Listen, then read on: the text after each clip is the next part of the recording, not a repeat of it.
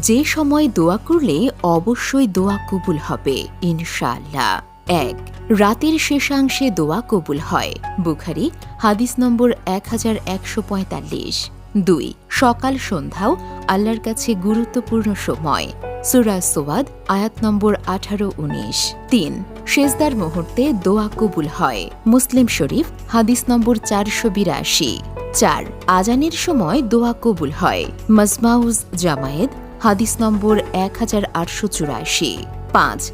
আজান ইকামতের মধ্যবর্তী সময় দোয়া কবুল হয়। মিশকাত ৬৭১। ৬. নামাজের ইকামতের সময়। ৭. সৈন্য সমাবেশে দোয়া কবুল হয়। ৮. বৃষ্টির সময় দোয়া কবুল হয়। ৯. জুম্মার দিন সূর্য ডুবার পূর্ব মুহূর্তে দোয়া কবুল হয়। বুখারী শরীফ ৬০৩০। ১০. ইফতারের সময়। লাইলাতুল কদরের রাতে আরাফার ময়দানে এবং কাবা ঘরের সামনে দোয়া কবুল হয়।